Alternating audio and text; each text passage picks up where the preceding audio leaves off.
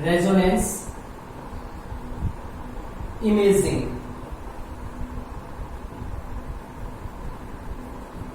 Magnetic resonance imaging, magnetic resonance imaging, इसके अंदर एक स्ट्रॉन्ग मैग्नेटिक फील्ड और नॉन आयनाइजिंग रेडिएशंस दोनों का कॉम्बिनेशन यूज किया जाता है। It involves use of strong magnetic field, strong magnetic field and non-ionizing radiations.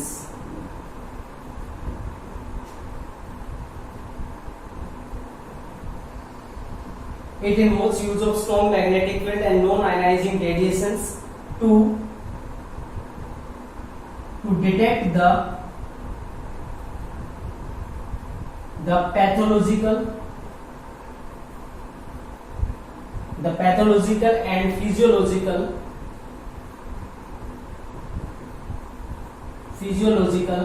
conditions of a tissue। एक टिश्यू की पैथोलॉजिकल मींस पैथोजन की वजह से जैसे जो अटैक होते हैं उसकी पैथोलॉजिकल कंडीशन में और फिजियोलॉजिकल कंडीशन में जो नॉर्मल फंक्शन है उसमें कितना डिफरेंस आया है वो एमआरआई मैग्नेटिक रेजोनेंस इमेजिंग से ऑब्टेन कर लिया जाता है ताकि कैंसर को डिटेक्ट किया जा सके। तो कंप्यूटेड जो रेडियोग्राफी उसमें एक्सरेज का यूज किया जाता है एक जनरल इमेज ऑब्टेन करने के लिए। सीटी स्कैन, कंप्यूटेड टोमोग्राफी, यहाँ पे एक्सरेज की डोज एक सिंपल एक्सरे की कंपैरिजन में ज्यादा होती है और यहाँ पे 3 डायमेंशनल इमेज ऑब्टेन की जाती है internal of the body part, किसी भी इंटरनल ऑर्गन की 3D इमेज के लिए। मैग्नेटिक रेजोनेंस इमेजिंग जो होती है इसमें स्ट्रॉन्ग मैग्नेटिक फील्ड और नॉन आयनाइजिंग रेडिएशन यानी कि यहाँ पे एक्सरे यूज नहीं होता है, नॉन आयनाइजिंग रेडिएशंस का यूज किया जाता है to detect the pathological and physiological conditions of the tissue. कोई भी टिश्यू है जिसको डिटेक्ट किया जाना उसकी पैथोलॉजिकल और फिजियोलॉजिकल कंडीशन क्या है उसको चेक करने के लिए रेडियोग्राफी टेक्निक में एमआरआई कैरी आउट किया जाता है।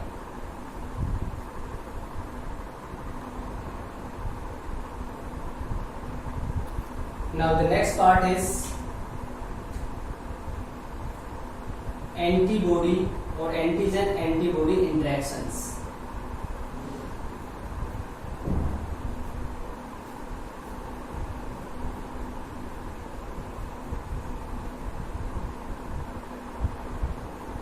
Antigen antibody interaction. So antibodies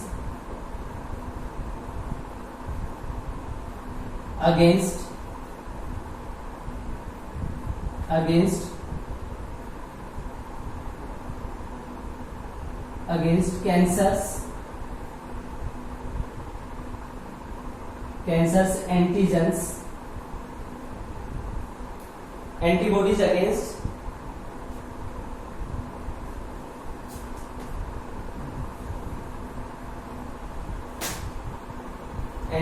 against antigens of cancer can be used to detect cancer। जो antibodies against antigens of cancer can be used to detect cancer. Cancer को detect करने के लिए जो cancer cells है उसके बाहर के रिसेप्टर भी बदल जाते हैं। तो बाहर के रिसेप्टर बदलने का मतलब उसके अंदर एंटीजेनिक प्रॉपर्टी आ गई है। अब उन्हें एंटीजेंस के अगेंस्ट ऑलरेडी एंटीबॉडीज बना के रख लिए जाते हैं। अगर किसी भी पर्टिकुलर पर्सन को डायग्नोज करना होता है तो उसके सस्पेक्टेड टिश्यू या जो भी सैंपल है उस सैंपल को ऑलरेडी प्रीफॉर्म्ड एंटीबॉडीज के साथ इंटरेक्ट कराते हैं। अगर एंटीजन एंटीबॉडी कॉम्प्लेक्स बन जाता है इसका मतलब उस पर्टिकुलर पर्सन के अंदर कैंसर प्रेजेंट है।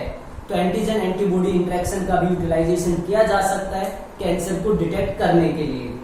Next thing that is the application of molecular biology.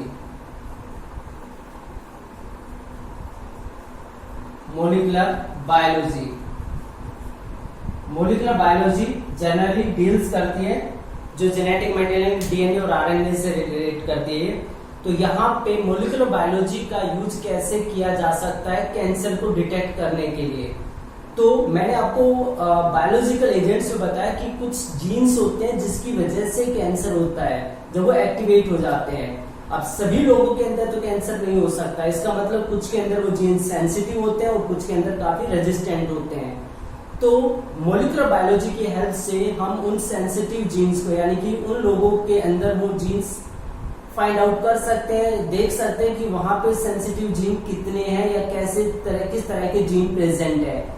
जिन लोगों के अंदर सेंसिटिव जीन है, जिस पर्टिकुलर केमिकल के लिए, फैक्टर के लिए, उसको एक तरीके से प्रिकॉशंस दी जा सकती है, उसको एडवाइस दी जा सकती है कि वो पर्टिकुलर फैक्टर्स या एजेंट से दूर रहे, क्योंकि उसके जीन ज्यादा सेंसिटिव है, वो आसानी से कैंसर को कैच कर सकता है।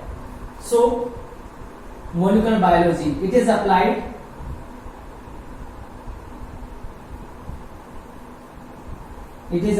to detect cancer causing genes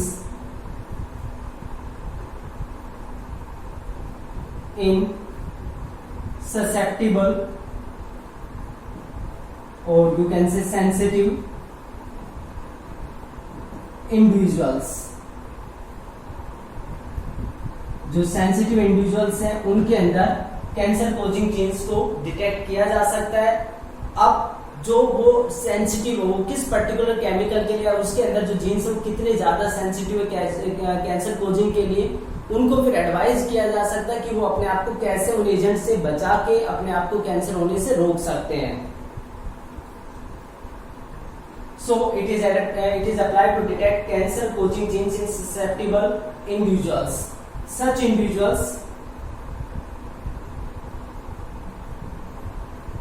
individuals are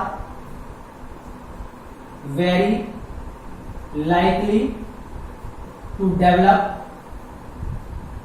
cancer as compared to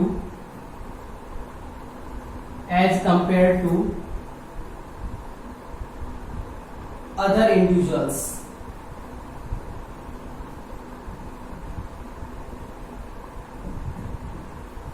Such individuals or such sensitive individuals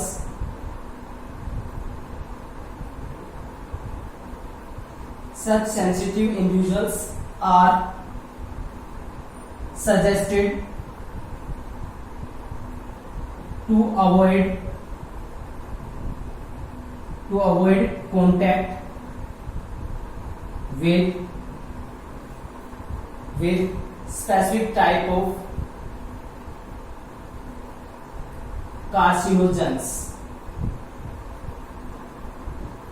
For example,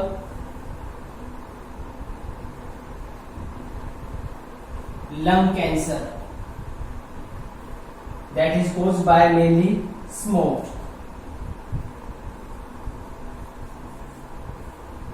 यहां पे cancer causing genes in susceptible individuals, यहां पे ससेप्टिबल इंडिविजुअल्स का मतलब क्या है?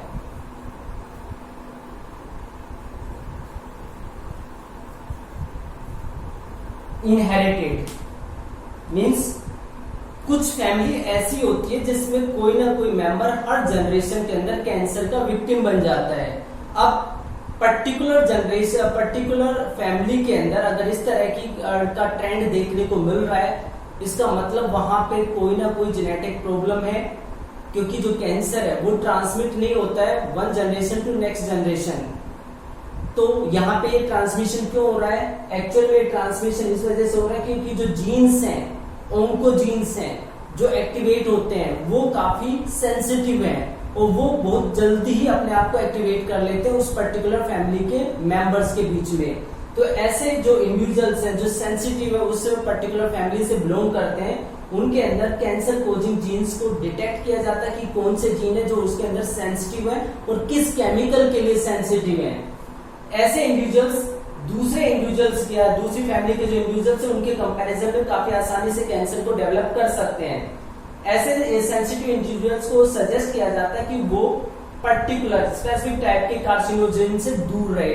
जैसे जिनके केस में जिस फैमिली के अंदर अगर लंग कैंसर के केसेस ज्यादा है, इसका मतलब उनके अंदर जो जीन्स है वो स्मोक या स्मोक के अंदर प्रेजेंट केमिकल्स की वजह से ज्यादा जल्दी एक्टिवेट होते हैं।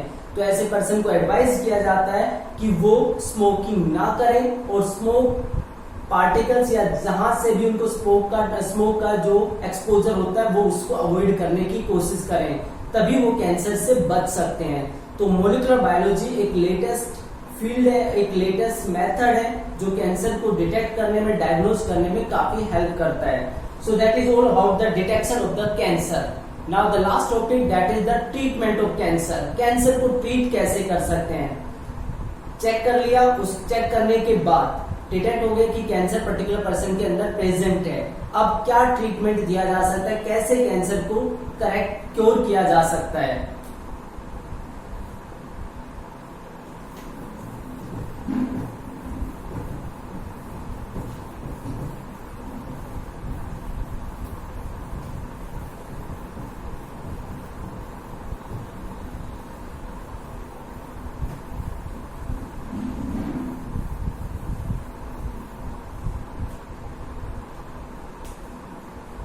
Treatment of cancer.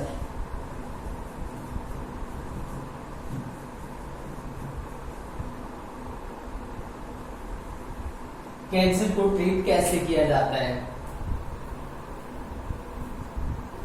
Treatment of cancer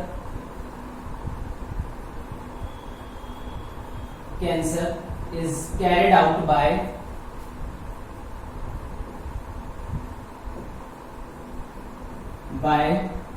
surgery, radiotherapy,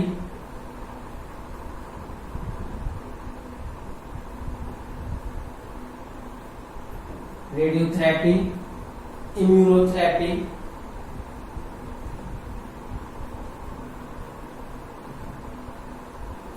and chemotherapy। जो ट्रीटमेंट है कैंसर का वो सर्जरी से, रेडियोथेरेपी से, इम्यूनोथेरेपी से और कीमोथेरेपी से, ये काफी सारी टेक्निक्स है जिससे कैंसर को ट्रीट किया जाता है।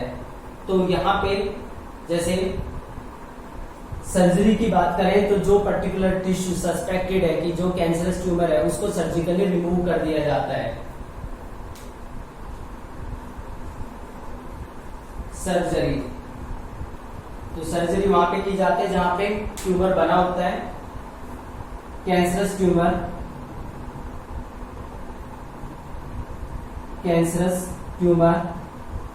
इज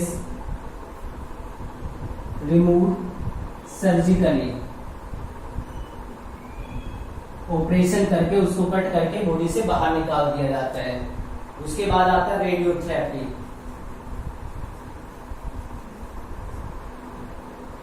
रेडियोथेरेपी में क्या करते हैं? Cancer cells are exposed to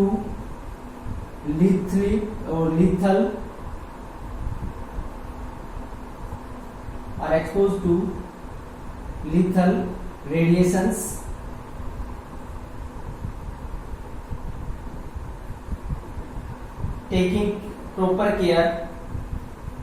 taking proper care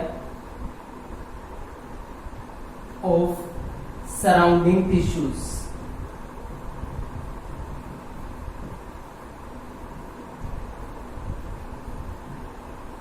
cancer cells are expose to lethal radiations. यहाँ पे जो होता है रेडियोथेरेपी में, जहाँ पे कैंसरस सेल्स प्रेजेंट है, ट्यूमर प्रेजेंट है, उनके ऊपर काफी लीथल यानी कि काफी डेंजरस रेडिएशंस उसके ऊपर डाली जाती है ताकि वो सारी कैंसर सेल्स डैमेज हो जाएं। लेकिन साथ में ये भी ध्यान रखना होता है कि जो सराउंडिंग टिश्यू है, मान लो ये कैंसरस पार्ट है और उसके साथ में इसके बाहर ये नॉर्मल सेल्स प्रेजेंट है, तो रेडिएशन से इस तरीके से इसके ऊपर टारगेट की जाती है कि जो नॉर्मल सेल्स है, नॉर्मल टिश्यू है, उसको कोई डैमेज ना हो। तो यहाँ पे रेडियोथेरेपी का यूज किया जाता है। तो रेडियोथेरेपी जो है उसका यूज करके जो ट्यूमर है उसकी सेल्स को डैमेज किया जा सकता है। Next is chemotherapy.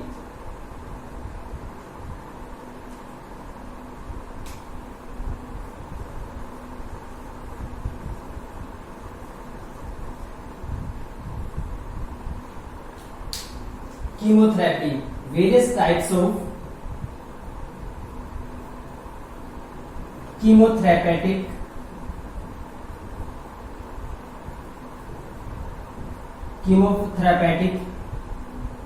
tactics or medicines are used to cure different types of cancer. Cancer के डिफरेंट टाइप्स को ट्रीट करने के लिए डिफरेंट टाइप के कीमोथेरेपेटिक्स यानी कि मेडिसिन का यूज किया जाता है। लेकिन जो कीमोथेरेपी है, जो कीमोथेरेपेटिक एजेंट्स जब यहाँ पे यूज किए जाते हैं तो इसके केस में काफी सारे साइड इफेक्ट्स होते हैं। It causes various side effects, इसमें काफी सारे साइड इफेक्ट्स होते हैं। जो मेन साइड इफेक्ट्स हैं, it causes various side effects जैसे hair fall and anaemia. Hair fall and anaemia ये मेन कोज है या ये मेन सिम्टम्स है, मेन साइड इफेक्ट है जो कीमोथेरेपी के अंदर देखने को मिलते हैं। यानी कि केमिकल एजेंट्स का जब यूज किया जाता है कैंसर को ट्रीट करने के लिए तो उस पर्टिकुलर पेशेंट में हेयर फॉल वाली जो प्रॉब्लम और एनीमिया वाली प्रॉब्लम है वो इंक्रीज हो जाती है। उसके बाद आते हैं इम्यूनोथेरेपी पे।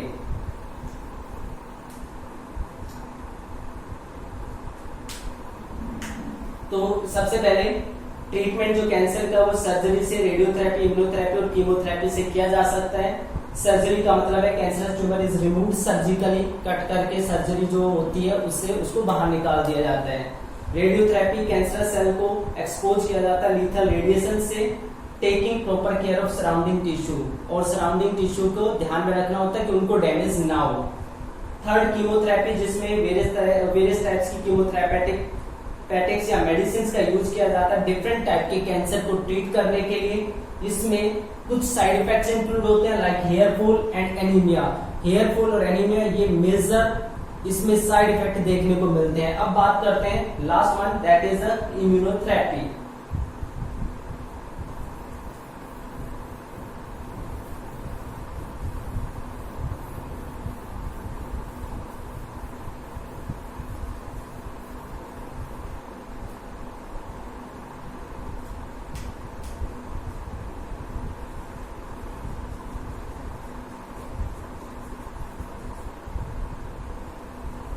Immunotherapy. What is meant by immunotherapy? It has been shown that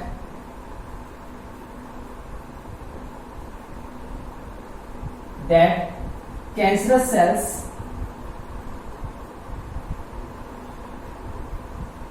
cells avoid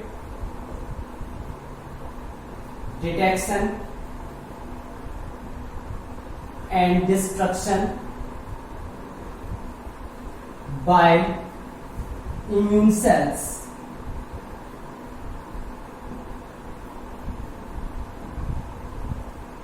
जो कैंसर ये it has been shown that यानी कि एक्सपेरिमेंटली ये पाया गया कि जो कैंसर सेल है वो अपने आप को डिटेक्ट और डिस्ट्रक्शन होने से बचा लेती है इम्यून सेल से, यानी कि इम्यून सेल्स इनको डिटेक्ट और डिस्ट्रॉय नहीं कर पाती है, इस तरीके से अपने आप को मॉडिफाई कर लेते हैं। अब ऐसे केस में जो पेशेंट है उनको कुछ बायोलॉजिकल मॉडिफायर्स जो है वो प्रोवाइड किए जाते हैं।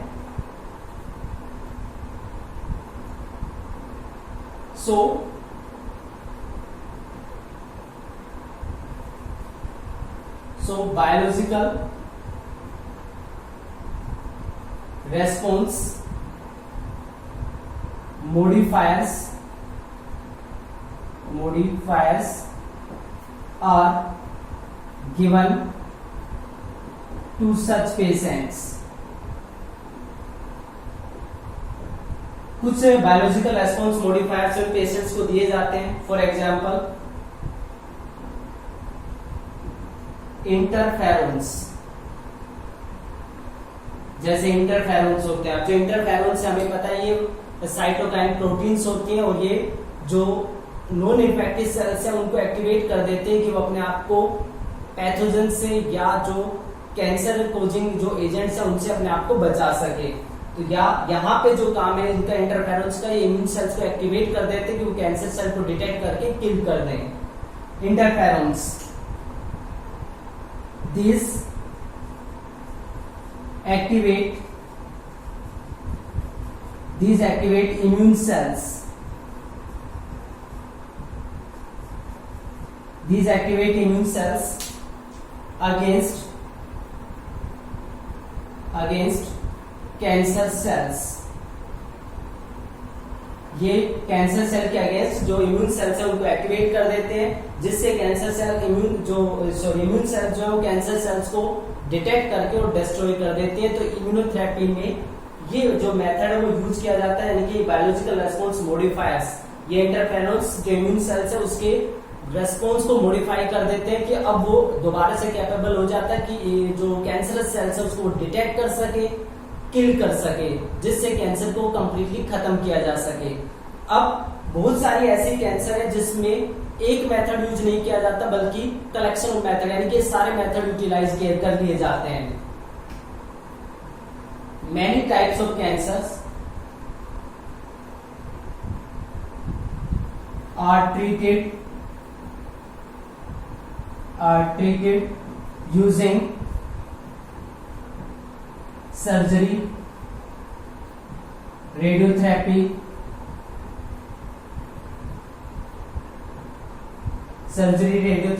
chemotherapy,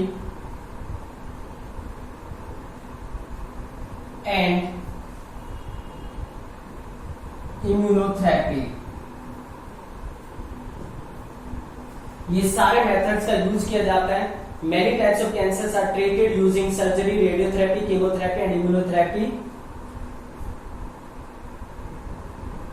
इन कलेक्टिवली, यानी कि सारे मेथड का यूज कर लिया जाता है ताकि इफेक्टिव कंट्रोल या ट्रीटमेंट कैंसर का किया जा सके। So that is all about the topic cancer. Thank you.